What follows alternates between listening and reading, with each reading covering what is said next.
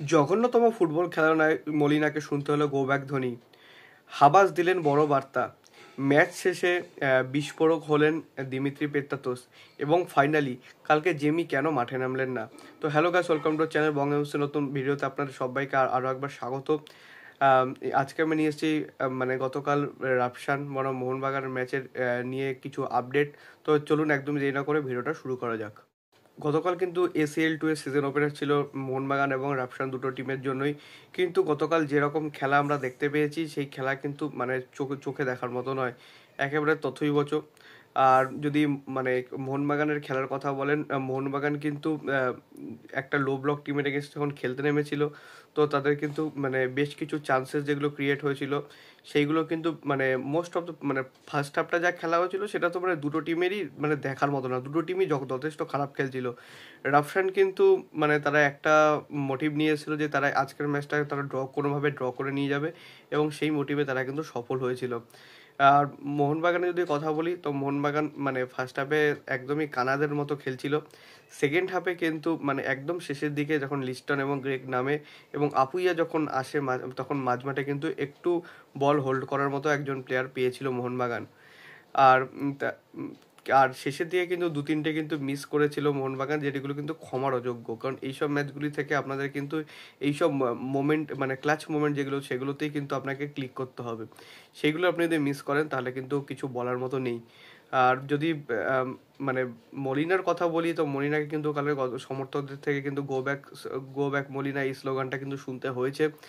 আর এটা মানে যথেষ্ট এটার মানে কি বলবো ইম্পর্টেন্সও আছে, কারণ মলিনা কিন্তু এই নিয়ে ষষ্ঠ মানে 6টা ম্যাচ কিন্তু ড্র করলেন। আমি কিন্তু নর্থ ইস্ট ম্যাচটাও এর মধ্যে ধরছি।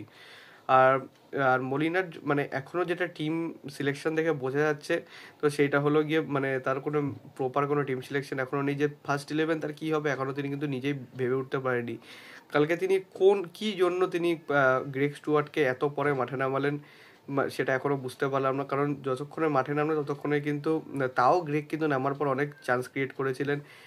আর গ্রেগ এবং সাহাল একসাথে থাকলে আমরা কী করতে পারি আমরা দেখেছি। এবং এই সিজনে থাপাকে কিন্তু মানে মানে যেটা ডিফেন্সিভ রোল, সেই ডিফেন্সিভ রোলে কিন্তু যথেষ্ট অফ কালার লাগে থাপাকে, তার সত্ত্বেও কিন্তু থাপার মানে বেশ ডিফেন্সিভ রোলটা কিন্তু ছিল আজকে। আর তা এবং আপুইয়া যিনি কিন্তু ওই রোলটা ভালোভাবে কাজ করতে পারেন, তাকে কিন্তু আজকের ম্যাচেটায় নামানো হলো না, যেখানে আপুইয়ার কিন্তু মানে চ্যাম্পিয়ন্স লিগে খেলার অভিজ্ঞতা রয়েছে, থাপার কিন্তু চ্যাম্পিয়ন্স লিগ খেলার কোনো অভিজ্ঞতা নেই। তো সুতরাং এই অভিজ্ঞতাটাও একটা মানে বড় কিন্তু কাজে লাগে। সেকেন্ডারি যে কথাটা বলবো সেটা হচ্ছে মলিনার মানে গেম প্ল্যান এবং স্ট্র্যাটেজি। মলিনার কাছে কিন্তু কোনো প্ল্যান বি নেই, যেই মানে প্ল্যান এতে যে ছকে চেনা ছকে যে চালিয়ে যাচ্ছেন সেই চালিয়েই যাবেন। তিনি কিন্তু দীর্ঘদিন ধরে স্পেনের কিন্তু স্পোর্টিং ডিরেক্টর পদে ছিলেন এবং কোচিং থেকে কিন্তু অনেক মানে অনেকটাই যোজন যোজন দূরে ছিলেন বলতে গেলে। তারপর তাকে হঠাৎ করে যে মানে মোহনবাগানের কোচ করা হলো, এটা কি ঠিক ডিসিশন ছিল, সেটা কিন্তু তখন অনেকেই কিন্তু প্রশ্ন করেছিলেন। এখন বোঝা যাচ্ছে মানে তারা কেন এই প্রশ্নগুলি করতেন। আর সেকেন্ডারি গতকাল কিন্তু ম্যাচের পর কিন্তু পেত্রা তো মানে জানিয়েছেন যে ম্যাচ আমরা ড্র করেছি, আমরা খারাপ খেলেছি ঠিকই, বাট যে আমাদের বিপক্ষে যে রেফারিং হয়েছে সেটা নিয়ে আমি কোনো কথা বলতে চাই না। আর সত্যি কথা বলতে রেফারিং সত্যিই খারাপ হয়েছে কালকে, কারণ দীপেন্দুকে যে ইয়েলো কার্ডটা দেওয়া হলো সেটা কিন্তু একটা ভ্যালিড ট্যাকেল ছিল, তারপরেও কিন্তু তিনি ইয়েলো কার্ডটা পেলেন। আর বেশ কিছু মানে ডিসিশন এত খারাপ লেগেছে মানে চোখে পড়ার মতো। আমি গতকাল মাঠে ছিলাম, আর যে কারণে কিন্তু আরও ভালোভাবে দেখতে পেয়েছি জিনিসটা। তো যাই হোক, দিমিত্রি কিন্তু মানে তার বোঝা যাচ্ছে তিনি কিন্তু ফিট নন, কামিন্সও কিন্তু ফিট নন। আর এবার এই এই প্রশ্নটা কিন্তু আপনাদের হয়তো সবার মনেই চলে আসছে যে কেন আমরা জেমি ম্যাকলেনকে মাঠে নামতে দেখতে পেলাম না, কারণ তিনি কিন্তু ম্যাচ ডে স্কোয়াডে ছিলেন। 15 জনের স্কোয়াডে থাকার পরও তাকে 16 জনের স্কোয়াডে থাকার পরও তাকে মাঠে কেন নামানো হলো না। এটার এটার উত্তর মানে আমার কাছে নেই।